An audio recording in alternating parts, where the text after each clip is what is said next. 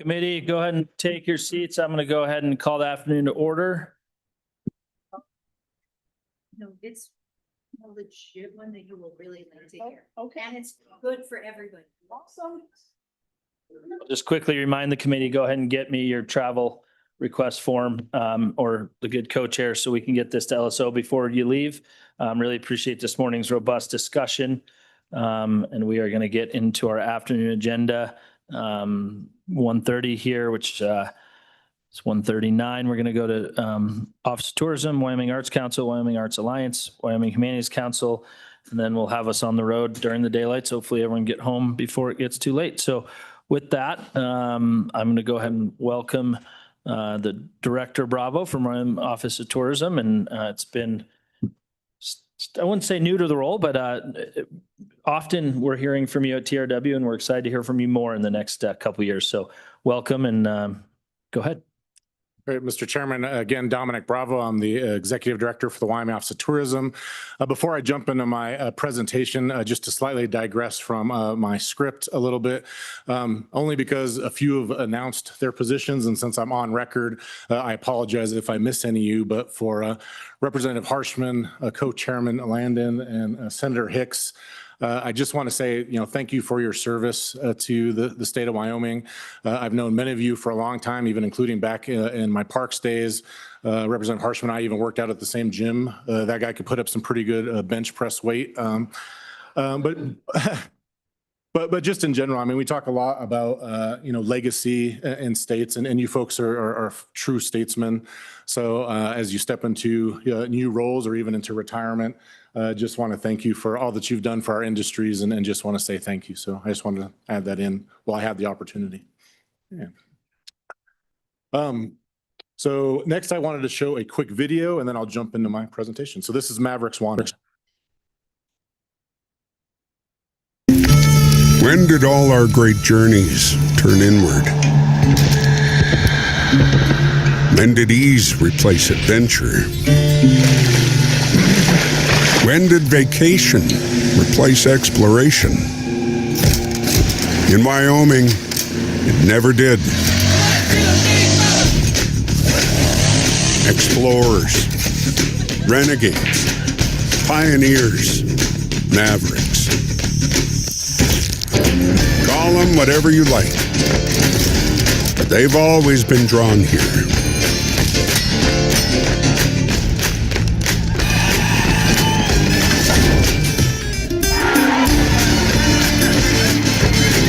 Because Wyoming attracts a certain type of person, and for those that fit the bill, we say, welcome.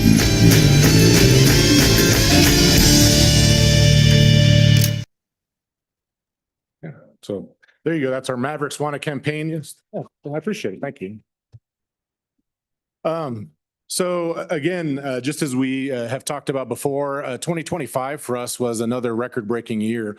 As you folks may well know, we set $5 billion in visitor spend for 2025, and we're on par to do something very similar this year. And that's regardless of tax or gas prices, or any of those things. And even though we had a little bit of a rough snow year in some of our communities, and they were slightly down overall as a state, our Q1 performance was actually really, really high.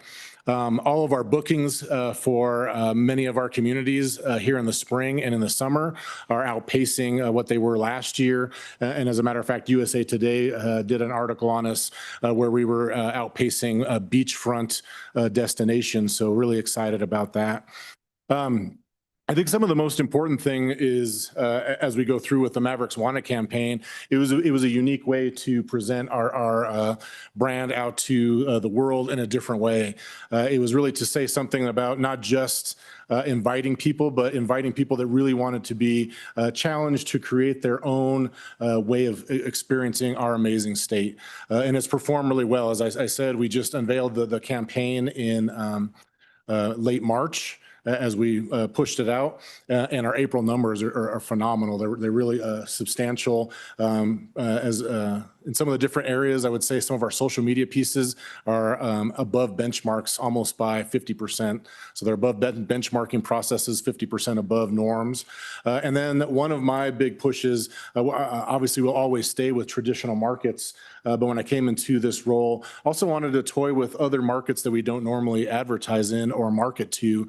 So we actually even did some stuff with the Smithsonian, and they actually did some things where it pushed out 125% just since we unveiled it in March here till the end of April.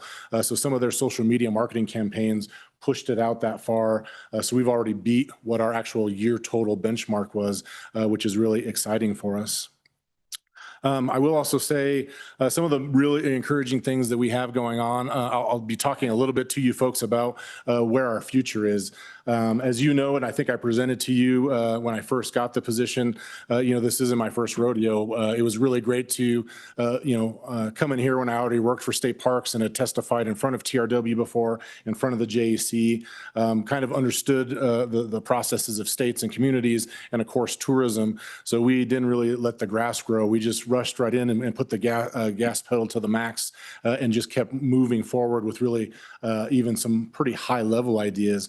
The one caveat I will make is if I do state anything in what I might be considering for a supplemental budget is obviously we haven't actually got the budget instructions from the budget office, so I still have to go through the state process. So I may not talk about what amounts I'm putting in for, just more of that high level idea of what we're trying to accomplish in a supplemental budget with some of our big ideas and some of our core marketing focuses that we're working on.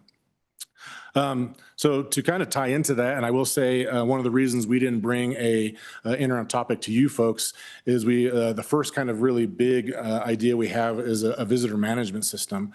It's in partnership with Wyoming Game and Fish, Wyoming State Parks Culture Resources, and also a little bit with Wyoming Department of Transportation and Homeland Security. And the idea behind this is that we can actually reach people in market when they're actually here to be able to, I don't want to say influence, but encourage them to move around the state. So it's one of those ways that we can pick about places that maybe have some congestion. You'll never hear me say over tourism because I never think it would take a lot for us to be over tourism. But I would say that we do sometimes get congestion where the quality of life for our residents is like, hey, they're in our favorite fishing hole. Can you help with this? And hopefully this program would be able to do that, is move people around the state and also be able to visit those less known gems that would be a big economic boost for them. But as we've developed and started this project, it's now had tentacles that lead to some other stuff. So the first one is, like the first phase is just a research-based piece. And this is the part that is really, Director Glenn could talk to it, really starts to get it just that pre-strategic planning ideology to get data in place that talks about everything that we do with our destination development dollars, everything they do with outdoor recreation trust fund stuff, or even just in general how we develop recreation or in general tourism assets in a community. So we have heat data that I know you folks have seen before, and you can always see it again.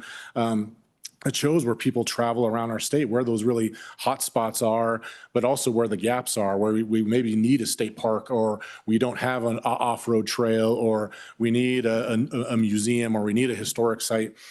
So that big piece of that is that pre-planning piece that at some point in time, I'm hopefully going to put that in our budget to be able to start bridging the gaps of data we have, because we are finding that where Office of Tourism, we're able to get real-time data within 1 to 2 days that shows how people travel into our state. Many of our partners don't have that, the budget or the ability to get that. So we're going to see if we can do some pilot projects that allow them to change the way they track visitors coming into, let's say, a state park or a Bureau of Reclamation area or a BLM recreation area. So those are things that we'll be looking at, but it is a pretty substantial project. As you can imagine, technology exists between generative AI, cell phone data, all of those things are in existence, but it's not packaged to do what I'm saying. So I'm kind of dreaming big with what this is going on. But we are hoping that that's something that we come to you folks at some point in time as an interim topic. But that is one of the big projects we're working on. And we actually created a subcommittee within our staff that they're working on with obviously all these external partners. That'll be key. But outside of that, because technology is moving so quick, we are still implementing certain things of this project as they come up. So for instance, Mindtrip is something, it's an AI platform. If you've been to our website, it will actually help you pull what you want to do. So it's no different than you saying, hey, Google, hey, Siri, I want to plan this amazing trip to Wyoming, but I want to go, horse packing, or I want to go into the backcountry, or I want to go whitewater rafting, or I want to visit a state park, or I want to come see the night sky. And Mindtrip helps you basically plan that itinerary, and it's pretty cool. So it's one that is really adaptive. It learns that, and then in those profiles, it helps you move to that exciting piece. Because in today's day and age, website's always going to be key, but as technology moves forward, we have to be able to ensure that our, small mom and pop businesses and all of our assets are able to be found by AI as that's what people are searching with and for, utilizing that tool. So that's one piece of that. The second one, and I learned this when I was with state parks, I learned this when I was at Visit Cheyenne, and hopefully carrying it into now, is having large level events is critical for communities. In today's day and age, some of the insurance costs have actually had people start pulling out of having festivals, music concerts, and those types of things. So if we can't figure out a way to be a catalyst for large scale events, I think I joked at the governor's conference that if I could get Elon Musk to let me launch a satellite and maybe put like an eclipse of the sun every couple of months or so, it'd be a great thing. Short of that, I think we need to come up with a couple of different ways. Again, partnering with our great partners over at State Parks and Game and Fish and YDOT. We are looking at least our initial one is possibly going to be a Baja style off-road race. We're not exactly sure where we've been toying with Rock Springs area. But again, nothing is set in stone. And again, also requires some funding mechanisms in there as we look at that. But it's just in general, as you think about large scale events like Cheyenne Frontier Days or any of our other, big things that bring in, 30,000 people or so, that's very impactful for our communities. And we hope, even if we're the catalyst, that we obviously would then turn that over to the private enterprise, so the promoters or whoever. But what I have found, especially in our state, if we aren't the catalyst, you probably won't see large level events happening, but it can be a major game changer for our state. And then last, our global service section does an amazing job. So that they do great with what we do, and we're never going to change the core operations of how we go after international travelers. However, we're going to step it up a little bit because a lot of it we have to do in partnership, and that's just economies of scale. So if we didn't do things with other Rocky Mountain states, we just wouldn't have the funding to do so. However, there are some unique opportunities that we're looking at that if we actually called actual press conferences in certain countries, did some things around media, for instance, like in Germany. You folks may know this already, but they have 2 fake Cheyenne Frontier Days with fake cowgirls and cowboys. And the fact of the matter that we could leverage that, where they could actually then come and see the real thing here in Wyoming, is a phenomenal thing.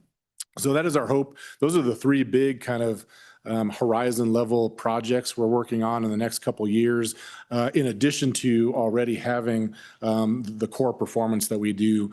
As of recent, and I think when Diane was here and Michelle and everyone reported on some of our marketing efforts, it was a 10-to-1 ratio of performance.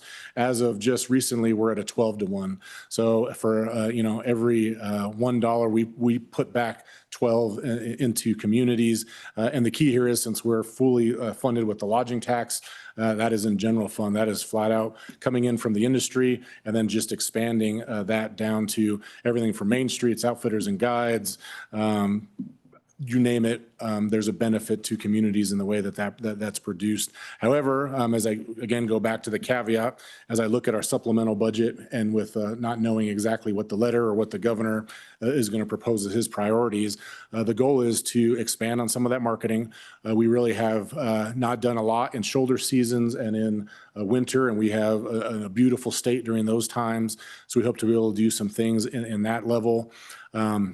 I'd like to expand, as you folks know, we give out destination development funds. So we actually grant out funds to every lodging tax board to help them with their strategic plan. And I'm really excited to say that every single county has now gone through the Why Best program. And so they have a strategic plan that they're all pushing together to work on how they manage tourism and the tourism economy in each county.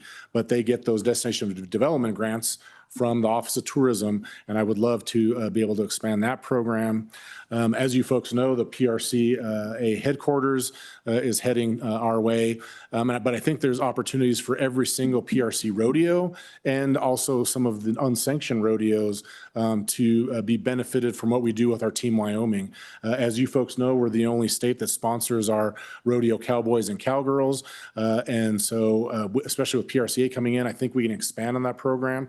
So I'd be looking at adding additional funds to be able to do more with that and go a little further to assist and make sure our rodeo, just rodeo stays strong in our state as our state sport. I am a little bit different than my predecessor. I also am looking at some unique partnerships as we push through. I know that there's been some different attempts for search and rescue funding. So I am looking at doing some partnerships through that process. Again, not talking about any amounts or anything. Would be looking at doing some wildlife conservation things because tourism and wildlife, just like tourism and outdoor recreation, go hand in hand. So we would be looking at some partnerships in that space. And then last, I was really fortunate to be able to attend the Wyoming Shooting Sport Complex dedication. And there was a pledge for a $10 million from a private entity. And even though I know they'll be going after other funds to match, I would love to put in a little bit of funding in our budget to be able to ensure that we get that match from that group going forward. And in addition, on a side note, I just refurbished my grandfather's 30-06, so I want to see if I can actually hit the broadside of a barn. We'll see how that goes, Mr. Chairman. But I think I covered kind of just big scale stuff, some of the stuff on deck that we have coming up.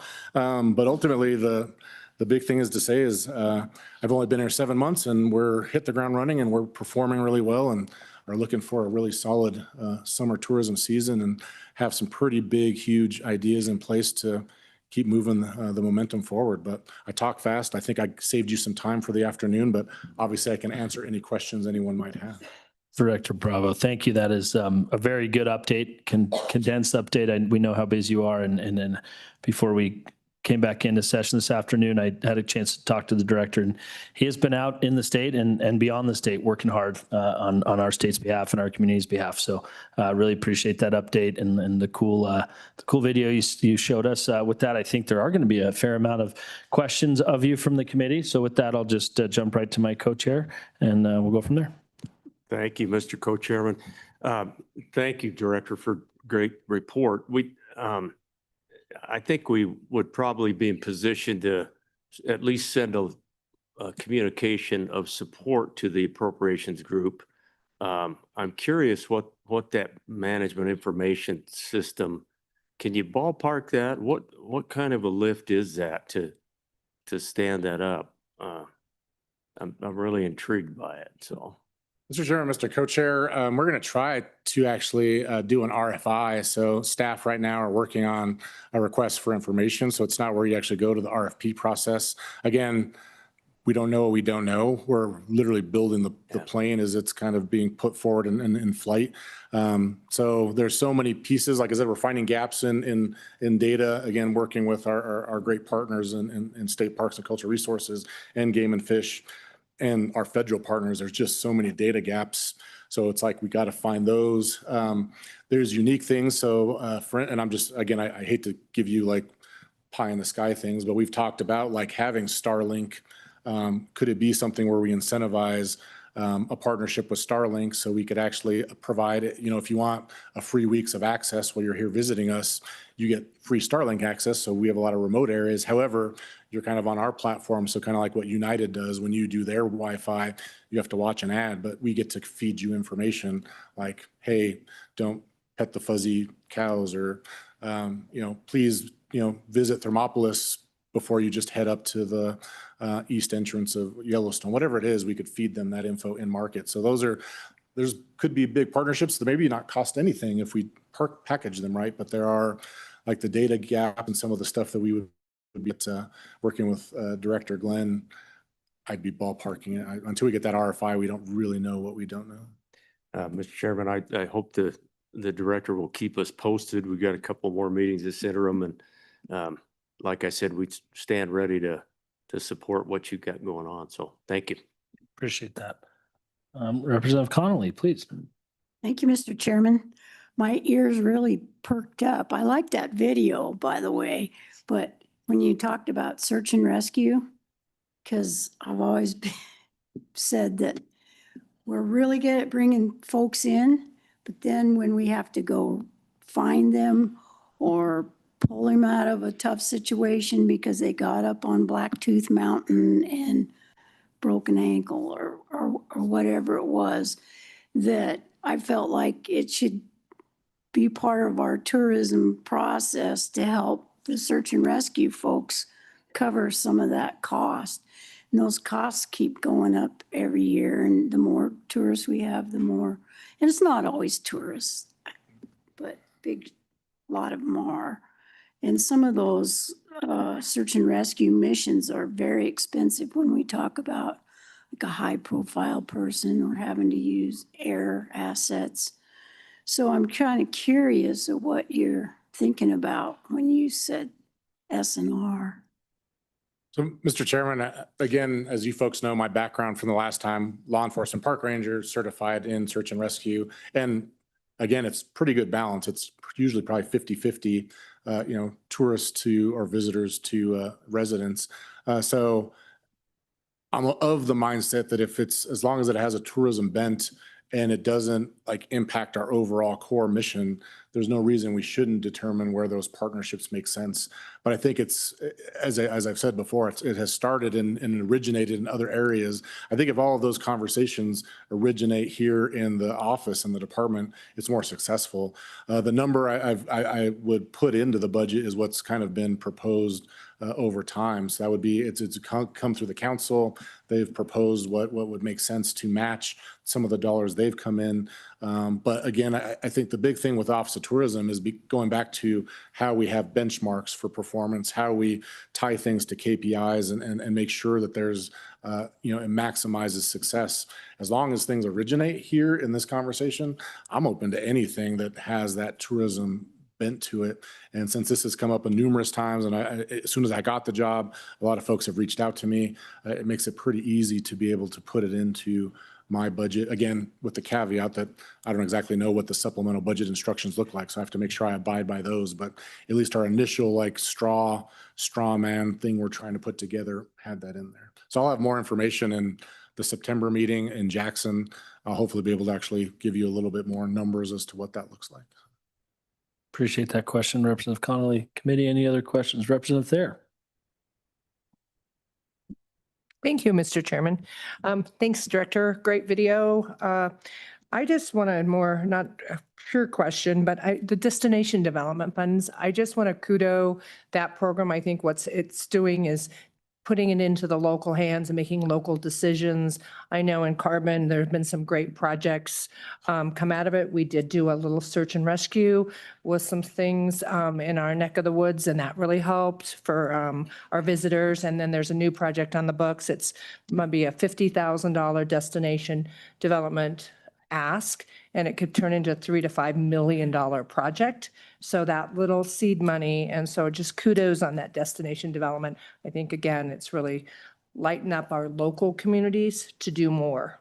So thank you.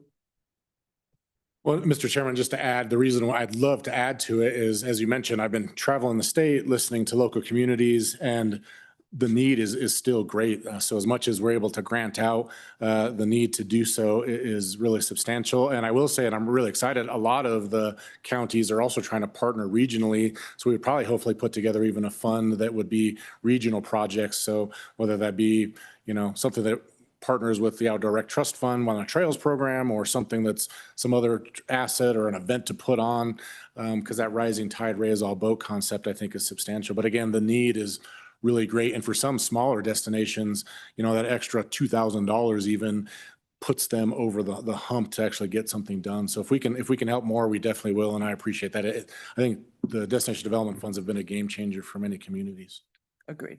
Thank you, Mr. Director. Chairman. Representative Campbell. You're next. Thank you, Mr. Co-Chairman. I don't know how to make this a brief question.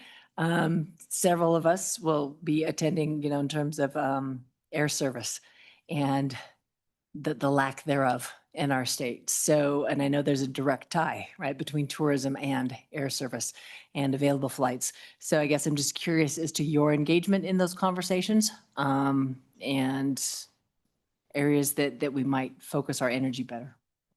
Director. Mr. Chairman, again, I didn't want to just go into a giant thing. I'm also looking at putting in funds. It would be more on the 446 side. So actually like on the project side, similar to what we did to help YDOT this last go around in some of the air service thing, but to actually add in additional enhancements. So yeah, we talk very closely with YDOT. We've been in meetings with Senator Grew and United.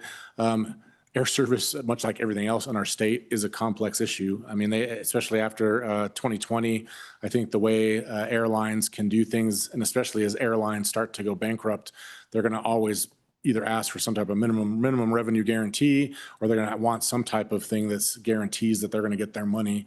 So how we figure that out is trying to have some of these backstops of additional funding. But we have had those discussions for bringing back some of the flights we've lost since 2020. And I guarantee, yeah, we know for sure it's a tourism piece. So we are in the room and at the table and participating for sure. Perfect. Thank you, Representative Campbell. Committee, any other questions? Committee, Mr. Co-Chairman, please. Just a quick question, Director. Do you anticipate rolling out any merchandise related to Wyoming Mavericks Wanted? And if so, when you get golf shirts in, would you let us know? Mr. Co-Chairman, I should have. I mean, we even have our stickers that go for the Wyoming Mavericks, and we do have some shirts and stuff. So I'll make sure at the next committee hearing, I bring some stuff to be able to sample for sure. That's terrific. Yes, appreciate it. Committee, before we let the director off the hook, anything else for the good? Anything else? Thank you, Director Bravo. Really appreciate that update and always the work you're doing. I think Representative Campbell's question is very appropriate. And thanks, Senator Grew, for the work on that and continue relationship with our airline providers. And if you want to stick around Jackson an extra day or come a day early, I can't remember when it is, but we do have a meeting about that, right? Either after or before, or it'll be after, right after our September TRW meeting. So with that, we'll go ahead and let the director off the hot seat and open this up for public comment. Room looks a little bit different than this morning. A lot more familiar faces, which makes my job easier. But anyone want to have any comments on the good director's presentation or comments on the Office of Tourism, please come up now. And then if there isn't anyone, we will be hopping to the Wyoming Arts Council. So anyone online, LSO? No. Mr. Brown was paying attention yesterday, but I think he's probably fishing today. Director Glenn, please.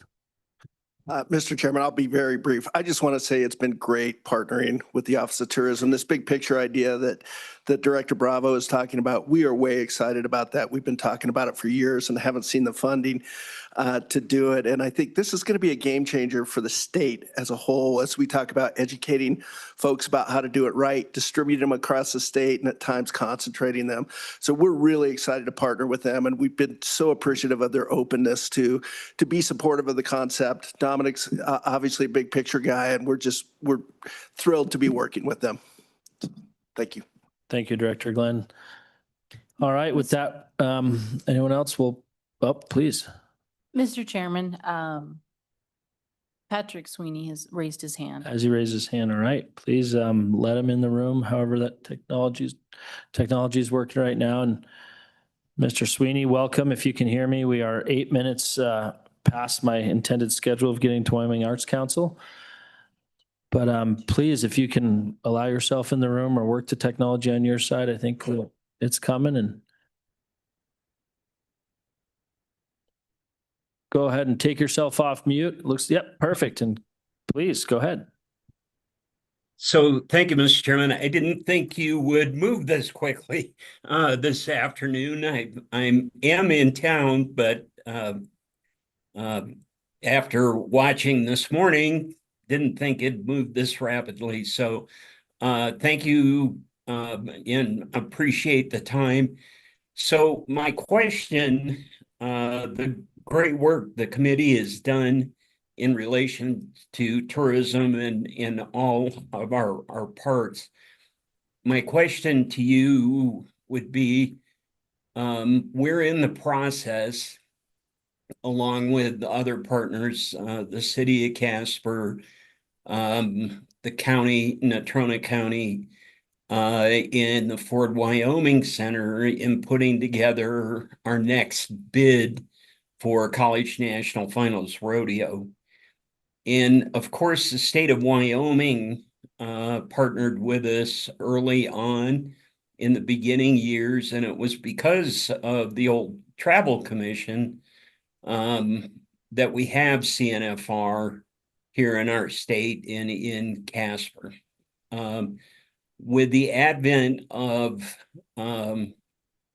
it appears that we're going to be losing national high school rodeo finals from Gillette here in a couple of years, and not returning to Rock Springs, unfortunately, or Gillette, and moving to Oklahoma for a variety of reasons.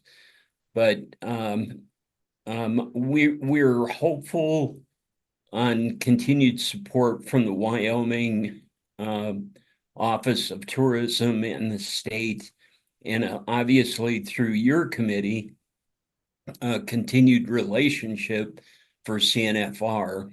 And with that, I hope that if there's a supplemental budget request in this next go on supplemental budget for additional funding for Team Wyoming and the different rodeo events, hopefully that'll be looked at favorably by the committee to help support in the next session. So with that, that's all I had. And thank you for your good work this morning.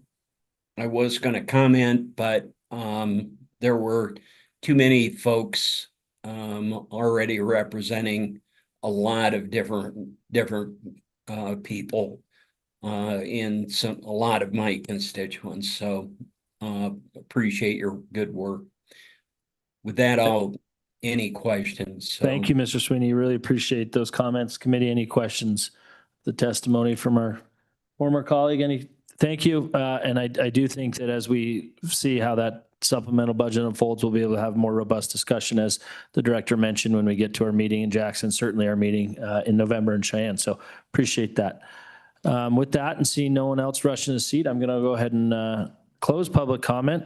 Thank the director one more time. Committee, I know the good co-chair mentioned some opportunities to potentially have some letters of support. I think at this time, I would have a more robust discussion about that, but maybe it's just something we can have on our radar as we head towards September. Mr. Co-Chairman, any thoughts on that? No, I think that's exactly right. And the director and I spoke before we gathered at noon, and this is not a one-off. We certainly want you to come back in the fall twice. Maybe we'll see you in Jackson and then on over in the capital city later on in the year. So do we meet in Cheyenne for that third one, Brian? So we'll have an opportunity, Mr. Chairman, and hopefully we can get behind some of the exciting stuff we heard about. Great. Thank you. Committee, any other directives from you? Seeing none, we're going to go ahead and move on to our 2 o'clock window, which is Wyoming Arts Council. Please introduce yourself, Ms. Clifton, and welcome to Joint TRW. Excellent. Thank you, Mr. Co-Chair, Mr. Chair. Rachel Clifton, I'm the Executive Director of the Wyoming Arts Council. So just thrilled to be here with you all today. I just want to take a minute and point out that we have a board member. Dr. Valerie Inella Mayers is here. She's on the Arts Council board. She teaches here at Casper College. Great supporter. We just wrapped up our board meeting last week in Lusk. And it was just great to have the support of the board, who is situated all around the state. Within the context of being here today alongside the Arts Alliance and Humanities, you're going to hear, I think, all three of us talk about the creative economy, the arts and culture ecosystem, and I just really appreciate this opportunity to give you all an update from the Arts Council perspective as the state arts agency, the government entity within that context. And we are situated within State Parks and Cultural Resources under Director Glenn, and just really love being in that state agency and having the opportunity for partnerships kind of cooked in. So for example, we're doing, in conjunction with the 250th, we're doing an artist in residency program. We have 19 artists in creative writing, dance, performance, visual arts, all at 9 state parks this summer. So ranging from June to September, we'll have those 19 artists in residency programs. That includes a public component. So these artists are going to spend some time in our state parks, examine the state parks through their creative lens, and then give something back to the general public. We're also supporting the Capital City celebration happening on July 4th. So we've been in contact with musicians to do some performances along with the Wind River Dancers and a ballet folklorico group based out of Cheyenne to really highlight Wyoming's arts and culture history, our cultural heritage. And we're also doing a Folklife Festival on July 4th. So we have 11 folk and traditional artists. This includes Dave Osmondson, who was highlighted in the tourism video. He's a blacksmith. We have rawhide braiding. We have beaters coming. So bringing those folks from all around the state, again, to highlight Wyoming's arts and culture history and have those folks there to demonstrate and educate the public. So we're really looking forward to July 4th. And all of those events in partnership with state parks. I do want to focus a little bit on the handout that you all should hopefully have received. We just wrapped up, I mentioned our board meeting last week. They review and approve our fiscal year 27 grants. So we've actually already received our community support grant applications for the fiscal year that will start on July 1st. This is our largest grant category. It's continued to increase in number of requests, number of applications we received, and dollar amount. So this year we received just over $1.7 million in asks. And so we have panelists who review all of our grants. They reviewed the community support grant applications, made a recommendation, and the board approved that last week. We will be able to grant out just over $1 million in this category. So we're doing the best we can, but can certainly not meet the demand in terms of grant amount requested. We do require that those grantees match their grant with a 1-to-1 match. So I think we talked about it the last time I was in front of you all. We receive about half of our budget in federal funds through a partnership grant with the National Endowment for the Arts. This year, we're receiving about $950,000. We match that 1-to-1 with our general funds, and then in turn, these grantees match the grant amount that they receive with their own money, their own revenue. So really getting as much bang for our buck on these public dollars as we can. The other thing that I would highlight with these grants is that it's an opportunity for us to fund what communities tell us they need and they want to implement in their communities. They know their communities best. So this year I think last time I presented, we were missing 3 counties that we weren't able to grant into. We got Weston County this year. So we're very happy about that. We are still missing Crook and Converse counties, but we're working on it.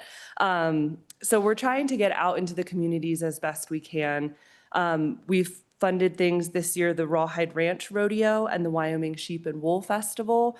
We're supporting live music. So, you're fine. So we're funding music for both of those events. As the state arts agency, obviously we are very mission focused on arts programs and activities. So while we can't fund the rodeo itself, we can certainly support in other ways that still amplify the purpose, the mission, the goals of those events and those organizations in the state. I was reviewing the list of grantees that we got for fiscal year 27, and everything from elementary art classes to creative aging program for older adults. We fund in senior centers and libraries, boys and girls clubs. Really the gamut across communities. Arts programming is happening in these communities. It just looks a little different. We were just up in Lusk, as I mentioned, and had a gathering at the public library there. And that public library serves as a gathering place. It serves as a cultural center where people can get together. They do book club, they do movie screenings, they host events, they host watercolor workshops. So really just allowing these communities to tell us what they need and what they want from an arts and culture perspective, and using those public dollars as best that they can. So very excited to be here, as I said, with the Arts Alliance in Humanities. We talked at the last meeting to almost 15,000 jobs in the creative economy across the state. And so while the Arts Alliance isn't re-granting like the Arts Council is, they're offering support in other ways. Humanities offers programs that the Arts Council can't fund. Similarly, the Cultural Trust Fund, which is also positioned in state parks and cultural resources, they have certain mechanisms that they're allowed to fund that we at the Arts Council can't.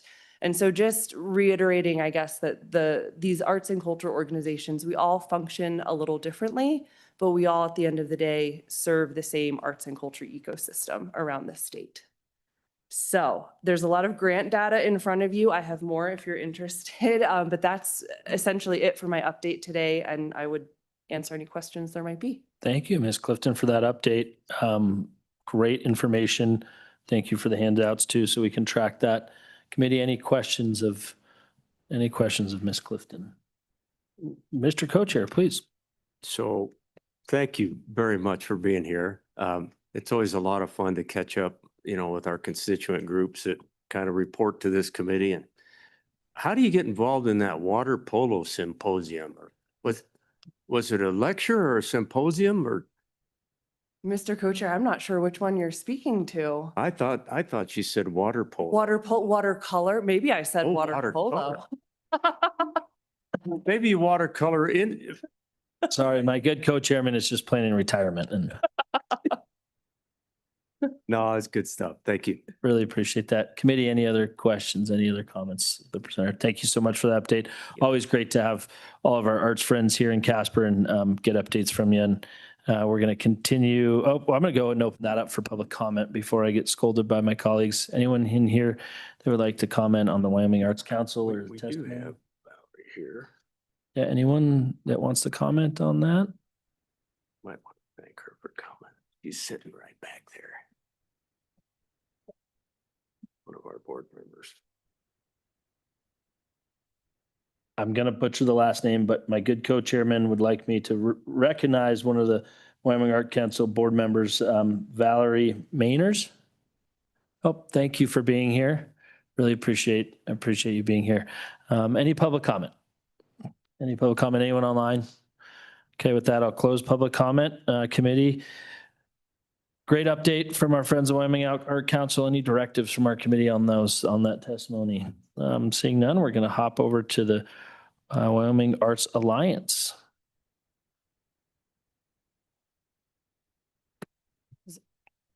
I just had to figure out. You're gone. Yep. Microphone. Please introduce yourself. Welcome back to Joint TRW. Yeah, thank you so much for time with you all this afternoon. Grateful to be here. My name is Ryan O'Neill, and I am a board member with the Wyoming Arts Alliance. As Rachel highlighted, we're not a state agency, right? We are the state of Wyoming's nonprofit, nonpartisan arts organization. We advocate for arts and culture in the state and fostering a climate and environment that helps those things be sustained and continue to grow. We're basically the stock growers of the arts and culture world, right? It's a good analogy. Yeah. So I wanted to just begin by talking about, we are not a state agency, but these two partners we have here with Rachel and Chloe and their teams, that we have a very strong collaborative relationship. And this last week, Rachel and I traveled to our regional arts organization, Creative West, supports 13 Western states and 2 Pacific Island territories. And they, for the first time ever, invited the state's arts advocacy groups and the state arts agency directors. It's a lot of arts, isn't it? And we came together for a conference and, really working together. And I thought you would appreciate that Wyoming is an anomaly in two ways.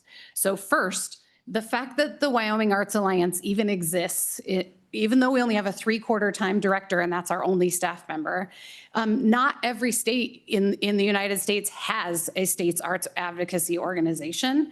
And so we had a lot of great conversation about the type of work that can be done when you have an organization that is trying to invite conversations about what could it look like, right? What could we build if we were working together?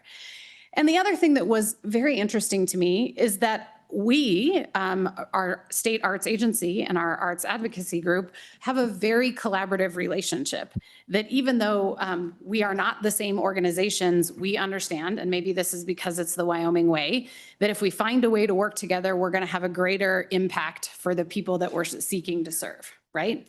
And so it was interesting to me that that isn't the working relationship that every other state has. So I thought you would enjoy the fact that we are, working together to have a greater impact. I want to remind you, we were here 6 months ago at your invitation. Thank you again for that. And if your brains are like mine, I can't remember what we talked about 6 months ago. And I'm just so impressed with the data. I'm just going to give you the highlights again. Talking about how our creative economy here in the state of Wyoming represents 2.7% of the annual GDP. And in 2022, that was 1.3 billion with a B dollars, which is always surprising. We estimate 14,000 full-time equivalent people working within the arts ecosystem here and generating state and local tax revenue of $100 million plus annually. I know, so impressive. And then two more things that were fun to just note is that we have continued to see growth of about 8% as a sector over the last 3 years, which is really quite impressive. And so that means that we have just broken into the top 10 sector list for the state of Wyoming. So we're a relevant player for the contribution here in Wyoming. And I think it's important that we recognize that beyond the economic impact and the ripples that we know that those dollars have, right? That we also, there's a cultural capital piece that is really important. And, how we bring people together and in that time together, we come to understand one another is a really important piece that arts and culture bring that are just a fundamental piece to our state larger ecosystem. A vibrant arts community with things like concerts and festivals and museums, those things are really what invite us to come together and share experiences and ideas, connect with each other, building a deeper sense of who we are personally, but also collectively, and understanding each other in new ways. So in short, the creative industries of Wyoming are essential and they go far beyond just playtime, right? Like we are an essential piece of what's happening here within our state. And historically, our state has supported arts and culture, and we've recognized the benefit of those ripple effects. And we should be proud of what we have collectively built together, right? And to understand that we have a shared responsibility to continue to try to move it forward. And that's why I'm here.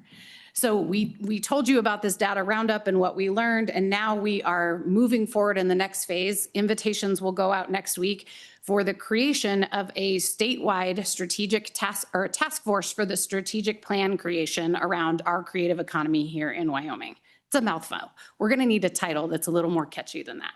So invitations that we hope will go out, will go out to arts and non-arts partners, which will include, we are hoping, legislative officials and local elected officials so that we can get input to get outside of the arts kind of partners that tell us about the impact that we have on the people that they have in communities, right? And attracting businesses to the state. And so I think I may have mentioned this before, but it bears repeating. There are 5 states in the United States that have done this. They are all blue states. Every single one of them have done this effort that we are about to do through a legislative mandate where there was state funding to fund these things. Well, we sought out the dollars and have identified grant funds and private donor funds for us to move forward and do the data roundup part and then bring together this task force to work on creating a statewide strategic plan. And we are so very hopeful that as we send out these invitations, that you all will be represented among them, right? In helping us think through, if we care about this sector of the economy, right? What do we need to do in terms of investment and planning to help continue to sustain this incredible growth of roughly 8% every year? So it's a big task, and we're really hopeful that it'll be done by the end of the year. So, not to ask for an invitation back, but it might be nice if I could come back towards the end of the year and tell you what our efforts have produced. We are looking forward to that. And while this task force is diligently working, they'll meet twice in person and then as long as it takes over Zoom. It's going to be a good time. We are also launching a statewide arts campaign. So something that we found in our State of the Creative Sector report is that people across Wyoming value the arts, but what they think falls under the umbrella of the arts is pretty limited in scope, right? That it is more than just painters and symphonies, right? But it's silversmith and leatherworking and metalworking and glassworking and all the working, and also writers and community dance groups, right? And it's just so expansive. And that people aren't really fully appreciating then the time and talent it takes to go into every one of those things in the arts. And so we are launching an Arts Powers Wyoming campaign to on social media, newspapers, billboards. I gave you a sticker just as a sample, right? Not a handout today, just a sticker. To give you a sense of when you see that logo branded on social media or in newspaper, but it is highlighting regional artists, right, who are reflecting Wyoming's landscape and tradition, who are helping foster creativity and innovation, right, and helping drive the economy, right? We want to really highlight and make more visible the arts and culture from around our state. So I promised I would keep it short in case there was time for questions or if you were running behind on the agenda. So I just want to thank you again for your time and for your ongoing supports of arts and culture in the state.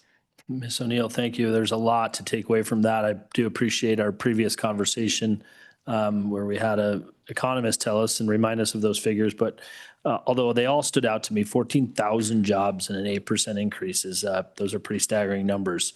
And I really appreciate getting those to us and continue to keep spreading that good work and those success stories. Committee, any questions? Representative Campbell, please. Did I just cut you off? Thank you. Thank you, Co-Chairman. I'm thinking about conversations that we had during the last budget session and perhaps the need to focus, especially community colleges, University of Wyoming, coursework programs specific to some of the workforce needs. And I'm curious, just from that arts perspective, how critical perhaps our community colleges, our University of Wyoming are in terms of offering that coursework, those programs, that additional education for those jobs that are staying here in Wyoming. So what is, if you could just connect that for me in terms of opportunities for students and learning trades, programs, whatever it looks like, community college or university level, to truly stay here. Yeah. Yeah, so it won't surprise you that the 5 states that have developed plans, every single one of them have in them a pillar that is focused on arts education. And that goes from the K-12 perspective, but also post-secondary work, right? Because it's so essential to continue to foster interest in and appreciation for, and also develop the skills so that no matter what your entry point is into the creative economy, whether you're a novice or an intermediate or a professional, there's a space for you in the landscape here of arts and culture, right? So to that end, on our list for invitation are representatives from all of our community colleges, K-12 education, and UW. I was just up in Powell 2 weeks ago. They hosted a creative economy conference there, and we were sharing some of our work and got to go and tour their music production, audio visual production facilities, and they're incredibly impressive. And we were talking with the faculty there about the importance of investment in creating segments of the economy so that when those students graduate, they have different opportunities throughout the state, and that has become increasingly difficult. And so, I mean, your right on the money in terms of, this is a gaping hole that we have we have the educational pipeline, and we haven't yet developed some of the places where these students are going to go if we're looking to retain them here in Wyoming. And I would note that the University of Wyoming has also had conversations about how they might take some of the work that they've been doing and develop kind of a creative economy hub that helps really develop the skills. So whether it's an emerging artist or somebody who has been doing the work for a while, how do they do some disciplined entrepreneurship to help them really be able to create and sustain a living here in Wyoming, which is what we want them to do. Yeah, great question. Thank you. Appreciate that. Committee Representative Storr. Thank you, Mr. Chair. Great to be here and great to have the Wyoming Arts Alliance come speak to us. I've been looking at some of the Pathways to Prosperity reports that the Harvard Kennedy School has put out in partnership with the Wyoming Business Council, and just found it really interesting to think about the fact that our economic performance is lagging our neighbors, in part because we have a lack of vibrant urban centers, and that is causing our youth exodus. And that's related to not just some housing issues, but also to, I think, our ability to build vibrant communities. And obviously the arts is a huge piece of that. So just thinking about especially the youth exodus piece and whether you guys have looked at that and help us connect those two things. Yeah, no, I appreciate the question, Representative Storr. So we have been in conversation with the Wyoming Business Council members. Many of them around the state attended our listening sessions that we did last spring and summer. And so they shared some of that migration data, right? And so, of course, I have a bias in working within the arts, but have really seen the value as we have connected across communities in this Data Roundup project, and the power of bringing people together, and that when people have moved to new communities across Wyoming, that they have often found a sense of connection and support in things that are related to arts and culture. So whether that's a theater group, attending a performance or a festival, right, a farmer's market. I mean, the creative economy is so expansive. And so, yes, I think the connection that is created is very much related to this migration that we're seeing. And as communities have lost that sense of togetherness through some of these different activities. And I think that comes back to cultural capital, just like physical capital or human capital are investments that we have to make, right? And that it is an integral piece of our society. And so we are seeing that young people are making the choice to move to communities where they feel that sense of connection or create some relationship. So it's a place that we're looking to have investment. And I'd like to note that the Wyoming Business Council and Wyoming Business Alliance will be on our task force invitation list. We hope they accept. Yeah. Thank you, Ms. O'Neill. I'll get right back over here, Senator Schuler, but let me go to Representative Harshman real quick. Thank you, Mr. Chairman. I think I was sitting down there by Senator Schuler last time when you were here, and I think the economist, he said something that stuck in my little brain. It was about the art industry. And I just think, we've heard today from the energy industry, the travel tourism industry, and I think that is such a powerful phrase to use. I'll say it again, when you're talking to people and when you put those numbers out there, and it sticks. So anyway, I think it's important to keep using that. I think it's real power behind those numbers as one of our core industries in our state. So thank you. Keep up the good work. Well, thank you. And I will just offer that it was Dr. Jay Sjogren from the University of Wyoming. He is the Presidential Fellow for the Creative Economy, and he'll be thrilled that you remembered his term because he's very intentional about arts industry. And he talks about how arts isn't just food for the soul, but it's also food on the table. This guy and his bumper sticker slogans, I'm telling you. He can also play the guitar pretty well. I heard him not long ago in Laramie. He's a pretty good musician. I've talked about how he is just what the creative economy needed, an economist with an environmental background who spent 30 years as a musician, and what a gift to us. And he's also a member of the Wyoming Arts Council. So I just feel like we should acknowledge that. Representative Thayer. Thank you, Mr. Co-Chair. So May 20th, Mr. Sugarman had a great post on Facebook saying those exact things.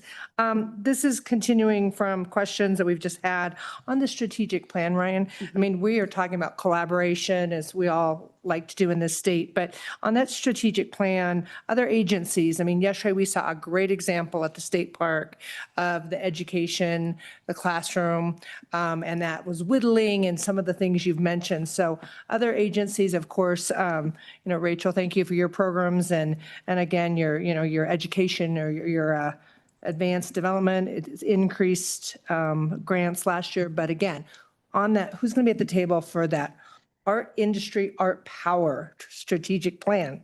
Yeah, I love that word, power. Just, has an impact. So to answer your question, thank you for the question, Representative Thayer. Yes, many of our state agency partners and partners, again, I think we tried to be very strategic. This is all in theory because nobody has been received an invite or accepted, so it feels a little premature, but I'll say on our list would be Dominic, right, with tourism, and then state museums, libraries, education. We're kind of casting a wider net, and it's very important to us that we had working artists, arts organizations, arts businesses, but also people who kind of are in an administrative state agency type of role where we think there is some real opportunity for partnership, right? Dominic's presentation was great and it included arts in the video, but we weren't on the list that he offered of the partners that he's seeking to work with. And so I'm coming for you, Dominic. I'm gonna sit down and have a conversation about how we think arts and cultural tourism is a significant contributor, and we want to have other stakeholders as a part of a larger conversation. So, right now, I'm not going to lie, the list is at 50. That feels like a lot. It's a lot, but we felt like it was really important to have many different decision makers coming to the table to offer both from their lens, and because it's not a legislative mandate, I don't have any requirement that people have to actually do anything that we say we will do in the plan. And so we have to generate buy-in as a part of the process if this plan is going to go anywhere. So thank you for the question. Thank you. Appreciate that, Ms. O'Neill. Senator, you've been so patiently waiting down there. Didn't It's all forget right. about you. There's a lot of house folks over there to get to the right side of the town here. So anyway, thank you, Mr. Chairman. No, the question I had was something you actually answered. It's a question I've always had, but I've never asked it, was how much collaboration do you guys do amongst each other? And, I've been on this committee a long time and I've never asked that question. And I appreciate you talking about the fact that you are doing some of that kind of collaborative stuff, because I kept thinking, do they talk to each other? Do they get together? Do they have, Yeah, I think Morgan and Rachel are. You've answered it. So I guess I'm just really going to wish you the best of luck with your statewide arts campaign and all of the data roundup, all the things that you've got planned. It's going to be great. And I'm glad that you're all working together. So thank you. Thank you so much. And thank you for your support and participation in the process. Thank you. Committee, any other questions, Ms. O'Neill, or let her off the hot seat? Oh, Mr. Co-Chairman, please, I don't want to forget about you. Just one final thought. Really appreciate you guys being here. And I wanted to commend you. The facility next door, I know I speak for Representative Harshman, who was on the task force that oversaw the building of this structure. And we all remember that over on that east side over there, it was kind of a combination of gravel and dirt. And there was talk that it would be left that way. And I was really proud of that task force. We worked very hard to combine forces of the city and the state and this project to help out that little facility called 321. And you took it from there, you folks in the art community, and it's just a delightful, it was great to meet there last year. And if you haven't been in there lately, it's even better now. So congratulations. And I'm really proud that we played a little role in helping to set that up a little bit. Yeah, and it provides a beautiful example of what's possible, right? When communities make that kind of investment. So I'm so glad you highlighted that. Yeah. And a shout out to Laura and her team. They do incredible work. Yep.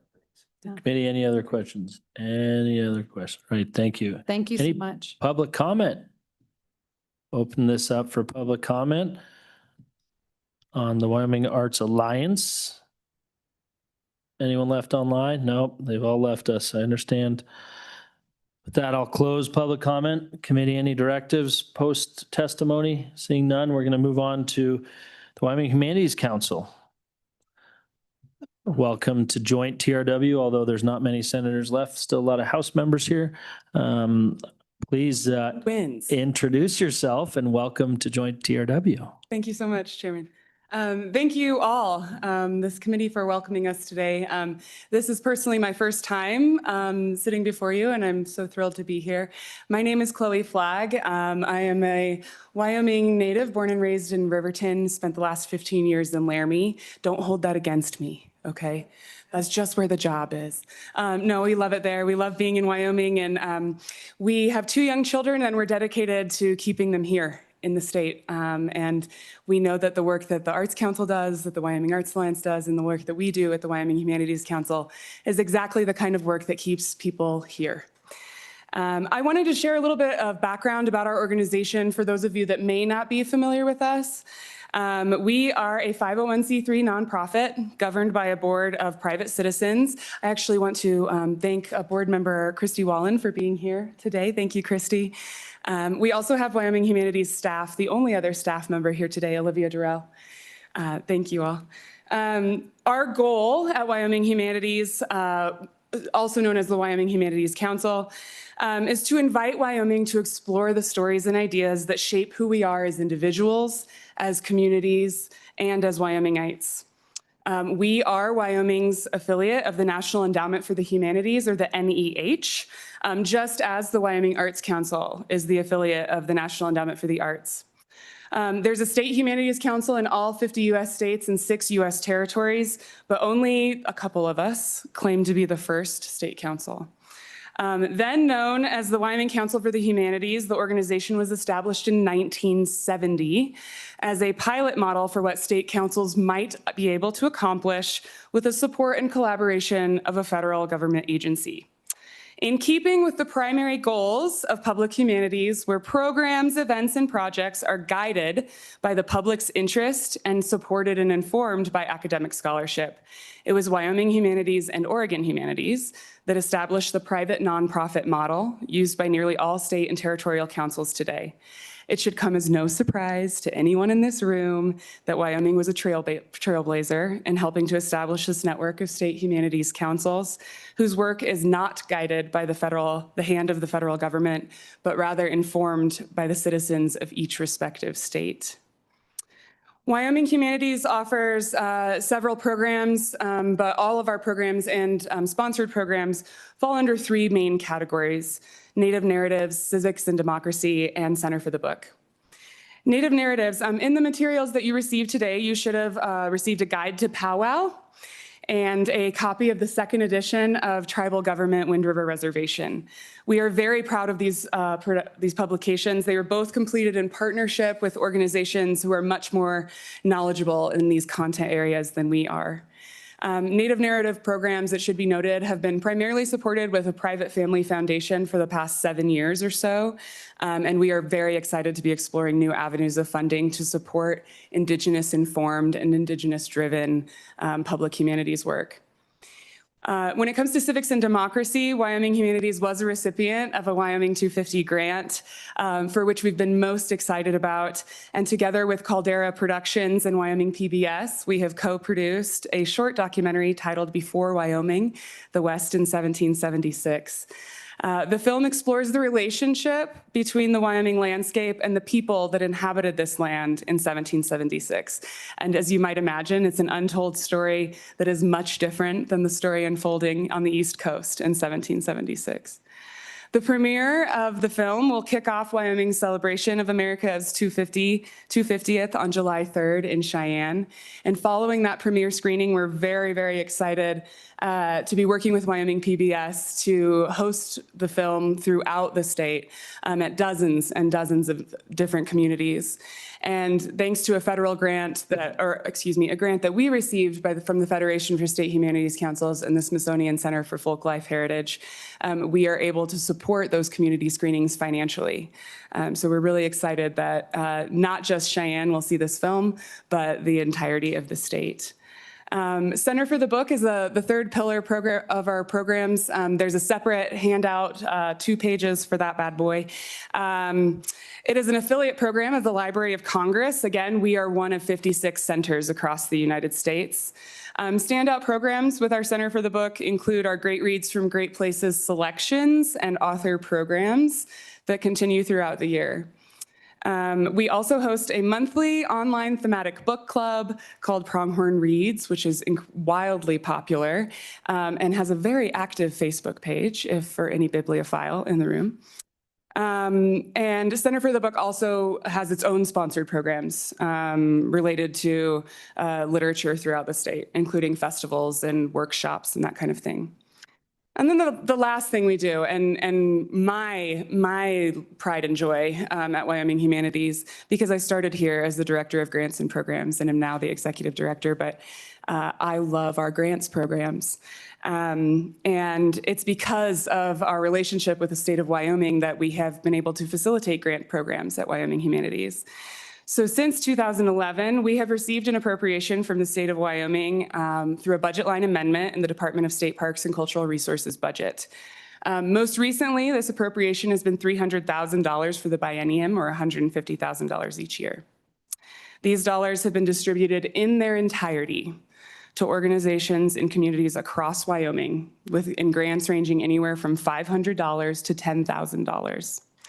Each year, we provide a written report to the Department of State Parks and Cultural Resources outlining exactly how funds were distributed and how Wyoming Humanities and grantee organizations matched those dollars with our federal grant and local dollars. The review provided to the committee is just a glimpse of the grants awarded during the most recent 3 years. I'm happy to provide those full reports to anyone interested, but you can see if you flip through those 10 pages or so, again, just a small snapshot of what we've accomplished, of what the state has accomplished. You'll see documentaries that have been supported at the pre-production, production, and post-production levels with these state dollars. One such in your report, you'll notice, is Generation Warrior, which follows the lives of several Indigenous teens on the Wind River Reservation as they enter adulthood. We also support gatherings and festivals, right? A World War II history conference in Buffalo, Wyoming, or the Sheep and Wool Festival that moves around the state. We support cultural exhibits that pop up at all over the state, at all sizes of museums and cultural institutions. But that includes the Stockland Trust's 25th anniversary exhibit that was at the Cheyenne State Capitol. And most importantly, right, these dollars support youth programs like Wyoming Reads Day and youth writing workshops in Albany County. Since I have been with Wyoming Humanities 5 years now, this state funding has been a tremendous source of pride for us, able to give these dollars out into the community, but for us at the national level.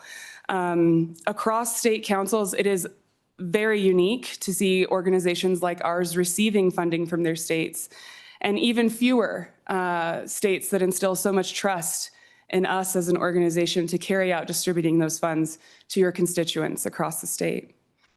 In the most recent budget session, a line item amendment to support Wyoming Humanities grants and programs was not approved. This matters because we happen to excel at working with small organizations and cultural institutions that distribute these state funds. While the Cultural Trust Fund is very, very good at supporting big projects with big reach and big impact, just as they should, our appropriation to Wyoming Humanities infuses state dollars into smaller community projects and smaller community organizations in a very deliberate, concerted, and absolutely necessary way. Our most recent grant program is the Culture Grows Grant. I say unusual, but I'm not sure how unusual anymore. We are moving this grant through the year as a cohort. So there have been 15 organizations that received a grant from Wyoming Humanities, state dollars, into their communities in the form of a general operating support grant. And we did that for a big reason. We wanted to demonstrate to our cultural organizations across the state that we trust them. We trust them to do for their communities what they need to do. and we trust them to provide public humanities programs, events, and projects in a way that's conducive with the needs and wants of their community. And that's exactly what we're seeing. We're moving them through as a cohort, and by that we are meeting quarterly, and we are meeting informally every month. But our first quarterly meeting of these 15 organizations, at the end of that meeting, there were 27 different points of contact. 27 that resulted in new programs, in new money shared, in new ideas. And it's working. Gathering these people together is exactly the kind of work that Wyoming Humanities is set out to do. And it's exactly the kind of work that bolsters the arts and culture economy. We do have a relationship, as I said, with the National Endowment for the Humanities, which, as you can imagine, in the last year has been somewhat tumultuous.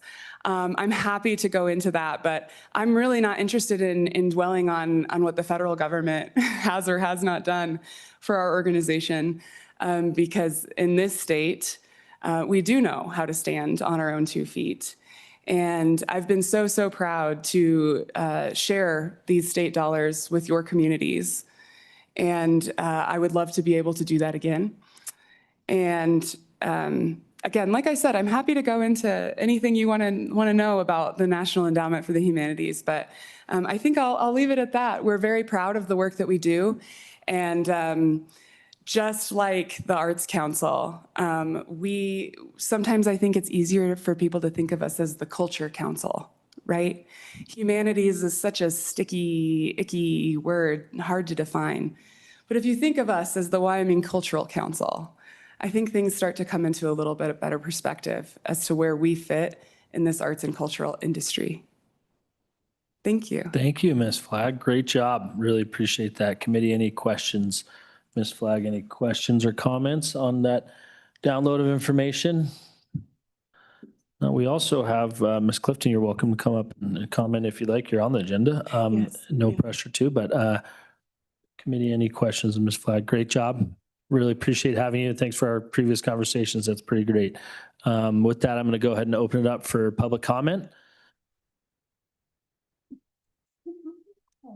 I'm so excited to see the second person from Teton County today here in Casper, willing to make the long drive, the longest drive of anyone at this, Representative Story, yourself and I. And welcome. Please introduce yourself, a fellow member of this wonderful body. And did you serve on TRW? Thank you, Mr. Chairman, members of the committee. My name is Andy Schwartz. I'm the lobbyist for the Wyoming Humanities and the Wyoming Arts Alliance, and a former member of TRW, which is one of my favorite committees.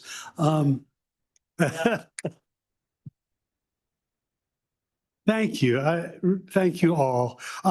First, with your indulgence, I would like to echo Director Bravo's comments. Senator Landon, we served on approach together. It was a privilege. And on that committee, you get to know your cohorts quite well. And I'm sorry to see you go, but I wish you well.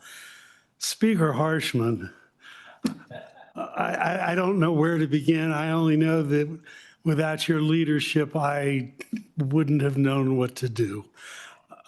You were a valuable mentor. Thank you. So to the point, 92903, I'm not messing around. Duties of the department, that would, Dave left. That would be State Parks and Cultural Resources. The department shall stimulate and encourage throughout the state the study and presentation of the performing and fine arts and develop public interest and participation therein. Goes on, shall encourage public interest in the cultural heritage of the state. And my favorite, encourage and assist freedom of artistic expression essential for the well-being of the state. And with that, I close my comments and welcome any questions. Thank you, Mr. Schwartz. Really appreciate that. Committee, any questions of the good former representative, current lobbyists? Any questions? I think that's good. I'm sure some of us, Statutes, if you. I'm sure you do. Yep, I think that was a very good definition and reminder for this committee on what we are statutorily obligated to do. And I'm sure as a good director has a good reason he's not sitting there right now because his stuff's still here. Mr. Co-Chairman, any thoughts?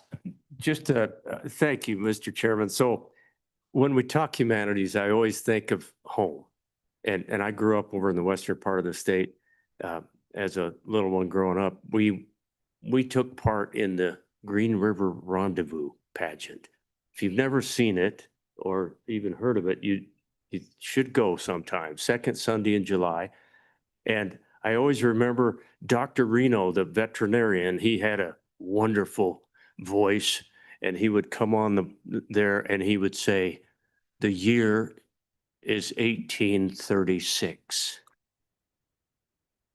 And this Indian tribe is meeting here, and soon Captain Reno will arrive in the upper Green River Valley, and the rendezvous will begin." It's just awesome. That's what our humanities is all about, right? It kind of connects us to where we came from and who we are. So anyway, please, if you ever get a chance to go to the Green River Rendezvous pageant in Pinedale, it's a pretty neat thing. So thank you, Mr. Chairman. Thank you, Mr. Co-Chairman. Committee, any questions of Mr. Schwartz? Any questions? Thank you for making the journey. Appreciate. Great to see you. You all. Also a mentor and a friend of mine here today. So any other public comment in the room? Any other public comment in the room? Thank you, staff, also for being here. Appreciate that recognition. Anyone left online? With that, I'm going to close public comment on our final Wyoming Humanities Council. Appreciate that update and that download. And I just think it's really important. I think the good co-chairman will agree. We were limited on time last year, and we worked very, very hard as a committee, but we are going to take advantage of all the time we are allotted this year. And I think it's been great to get an update and all the work you guys are doing and we're seeing and statewide. And if you are back in Casper, I would certainly encourage a visit over to the neighboring building and a quick walk around. With that, public comment is closed. Committee, do we have any directives relating to the Wyoming Humanities Council? I think the update's great, and we can continue to have these discussions we're having. Thank you for all the info in the book, and especially the sticker. That'll go a long ways at home with my little one. Okay, committee, we are at 3 o'clock. Man, I looked at my computer. It's 3 o'clock, and I did make a promise before lunch that we would have a additional discussion regarding this morning's topic. So with that, committee, do you have any directives coming off of our long morning? Certainly would entertain further discussion if necessary. I won't judge anyone for leaving. Appreciate you all being here. Really, really appreciate that. But committee, any directives from this morning? Mr. Co-Chairman. Mr. Chairman, just to kind of get us started and take us back to this morning, I really thank the committee for the engagement and it was a great opportunity, I think, for us all in the room to learn. I really thought it was great, but I feel like we owe the room at least part of the attention should go to a communication about what was brought to us. You know, the lack of communication with respect to this federal project to our local governments, you know, the lack of notice and so I wondered at the very least if we shouldn't send on behalf of the committee a memorandum that could go to the federal agency and to the company to simply reflect what we learned this morning. And am I the only one who is thinking in that direction? I guess I sort of teed it up, and now maybe we can talk about what we might want the committee to do. Thank you, Mr. Co-Chairman. Any other thoughts on that direction? As you think about it, I will also say that I think we could probably go beyond that and think of some other folks that we may want to include on that list. And I'm going to tread lightly here, but certainly potentially I would encourage the consideration if we do decide to go this direction of that communication also go into our federal delegation. I was one of the few that was involved in a very complicated public process to get some public comments in, not even knowing if they posted to the federal website, and was disappointed to hear that there was support and some difference between our level of service with our constituents and what our federal partners or our federal colleagues have publicly stated. So I would, if we do go down this road, I would encourage the consideration of getting a letter out to our two senators and also our congresswoman, or include them on this communication if the committee so chooses that this is the direction they want to go. And maybe we can have further robust discussion about that. Committee, anything else? Any thoughts there? I know people are Representative Campbell. While others get their thoughts collected, please. Thank you. Both, Chairman. I think that the biggest takeaway for me has been the frustration that we're hearing, not only from a municipality, like, cities, counties, and the lack of scope of impact. It seems this being a federal project, and FERC driven, the focus is very central on federal ground.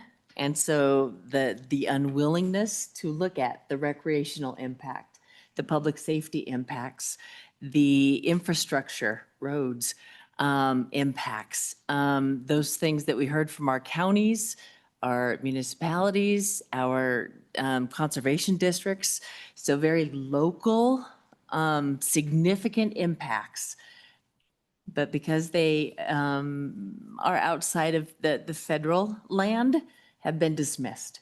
And that is really concerning to me. And so I don't know how we might include that. Mr. Co-Chairman, please. So, Mr. Chairman, and I'm looking down at Representative Harshman down there because he kind of started us in a direction before lunch, and has been around the block a couple of times with respect to this committee stuff. I agree with both the previous speakers. I think that we need, I feel compelled to share a communication with those that were mentioned and reflect. And I would really lean heavily, Brian, on you and the staff to help us remember all the things that were brought up. But I think we could craft a communication on behalf of the committee, if that's the pleasure of the committee. And I'm seeing lots of heads nodding yes. We could just reflect some of those frustrations, and at least go that far. Now, we've got enough time in the next two meetings if we want to revisit, but there might be something else in terms of industrial siting, or if we want to go further, let's think about that. Because if there's something statutory that it felt like, I don't know about the rest of the panel, but I didn't really hear about this thing until not that long ago, and it's already stood up and it's out there. I mean, that piece of it makes me think the legislature ought to at least be informed, but maybe the good representative from Casper has another thought, right? That makes sense. I think the letter from the committee, if we can all agree on that, get that drafted and we can all sign off on that. But I think a couple bill drafts. I think on this issue, I heard in testimony today, I think the bonding issue, I think there's a difference between these kind of open systems or they're just running water and closed loop systems. And I mean, I think if this was like a closed, location is everything, right? Gravel pits, all this stuff. Location is everything. This is a really tough location. I thought Senator Hicks said it well. It's hard to mitigate something that you can't mitigate it. But I think we want to, I don't know if you want to ban them, that was one option proposed by a commissioner. You could ban these. I think you could certainly incentivize closed loop over open loop and with bonding type requirements. I don't know. I just, that's kind of where I was kind of thinking. I guess the other thing you heard different kind of interpretations of the same facts. Right? And then questions of why was there only 5 years of water look back and not the entire, 80 years or whatever. And so maybe there's a requirement for something like this for an independent kind of look. So there's some things I think we could do to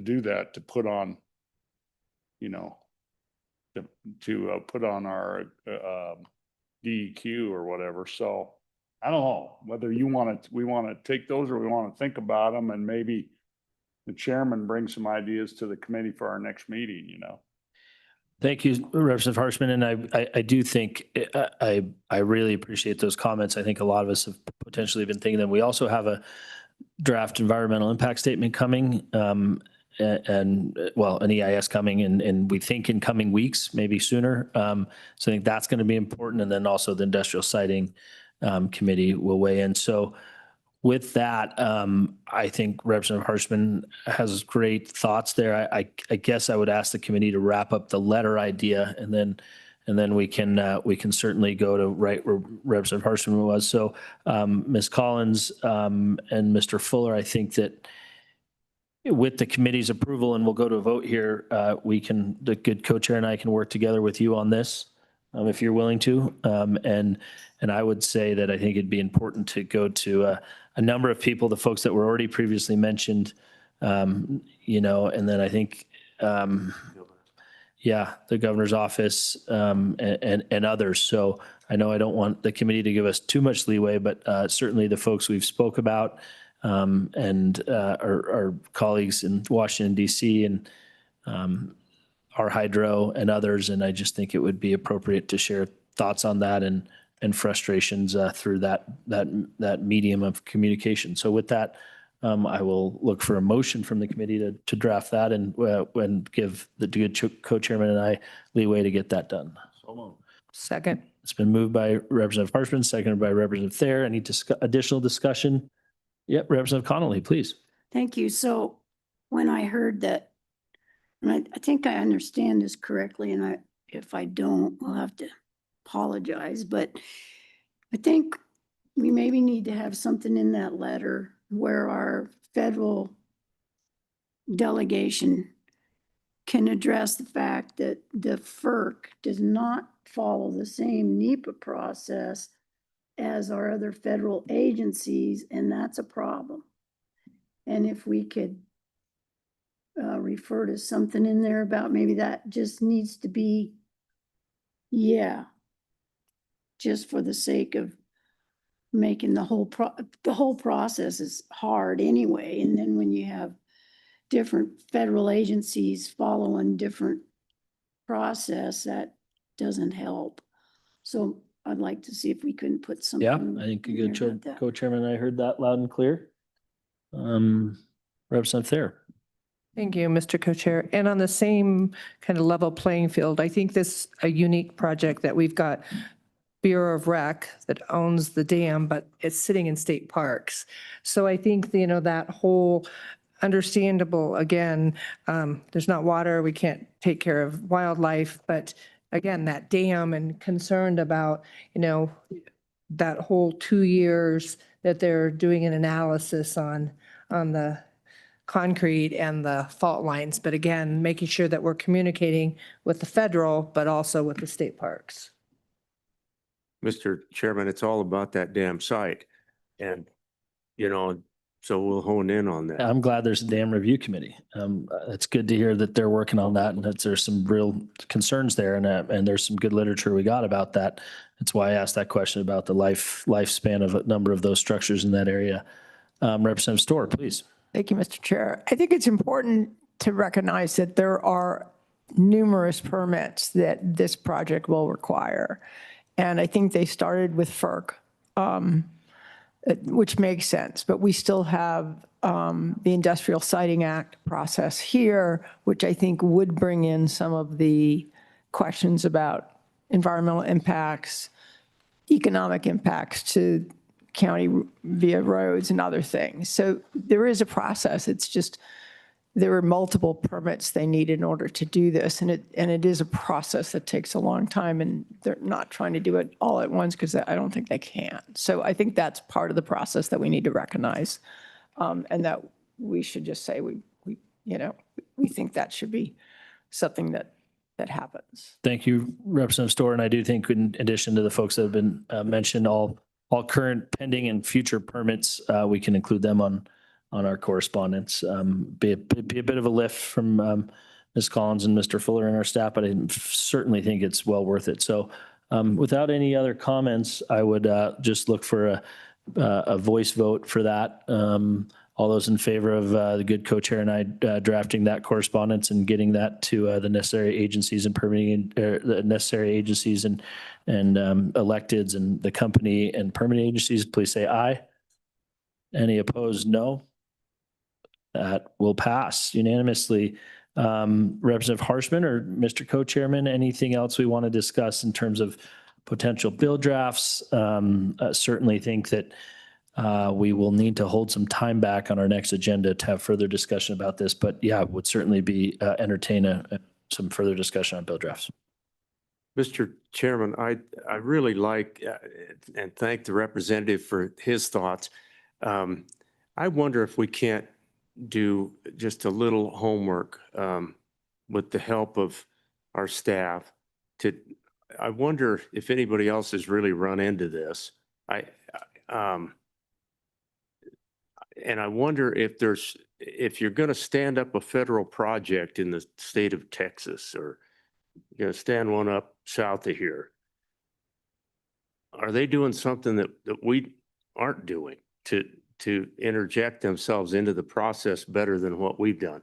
I wonder if that might not be an idea, so that when we get to the second meeting and we take this back up, because I think we should, I think it's big enough that we should revisit it. And then at that point, maybe the chairman and I, in visiting with our staff, can have a couple of bill draft ideas based on the conversation that we had today. Does that make any sense, committee? Does that look like something maybe we could stand up a bill or two that are at least worth considering? I'm seeing a lot of nods, Mr. Co-Chairman, and I'm looking over at the end, Ms. Miles, or for a research topic. I got a thumbs up. So great. Yeah, I think that's some directive if that's good with you, Ms. Collins and Mr. Fuller. I'm happy to give a little more details upon our departure. But with that committee, any other directives? Representative Harshman, please. Brendan, I know you, Chairman, would be then, as committee members, we can just kind of email you if we have thoughts on this, or email the whole committee and Mr. Fuller and staff. Libby, yep. Just so everybody's kind of, because a lot of us are probably thinking the same, similar things, and we can kind of hold it together a little bit. So, okay. I think that's great. Senator Schuler, please. Are you ready for the next directive, actually? I am ready. Okay. I just wanted to make sure that we put some time into our schedule to hear from that subgroup on the landowner issues. So we don't forget about that. The three of them that are going to work together, stock growers and game and fish and whoever the other person was, I can't remember. Yep. But I just think that's an important update to see where they are and how they're doing with things. And so I just wanted to not have us forget that. Thank you, Senator, for that reminder. It'll be a robust meeting back in Teton County, and I certainly look forward to that and a big update from outfitters and guys for the fishing side of things. So committee, before we send everyone on their way, any other committee directives for myself or the good co-chairman? Seeing none, I do want to take a quick moment and ask Ms. Collins to give a little bit of a recap, if she wouldn't mind, of some directions we've given staff, and then we'll adjourn. And please make sure you've gotten your travel info to me and LSO, and we'll get everyone on the road. Ms. Collins, please. Mr. Chairman, thank you very much. In the past few days, the committee has come up with requests for creating bill drafts for the following: creating a new fund under the endowment model for the Wyoming Game and Fish budget, a constitutional amendment bill draft making the following accounts constitutionally protected: the 988 account, the Wyoming Wildlife Natural Resource Trust, the Cultural Trust Fund, Outdoor Recreation Trust Fund, and the fund under Wyoming Statute 23-1-501F. There is also a bill draft changing to shall rather than may for recoupment on the statute on free and reduced price licenses. The committee just requested a communication to various partners and federal agencies on the Semino project.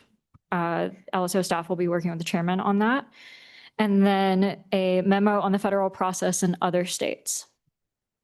Thank you, Ms. Collins. Committee, any questions of our great staff? Thank you, staff, for being here, switching rooms, being accommodating to Ms. Collins. One more?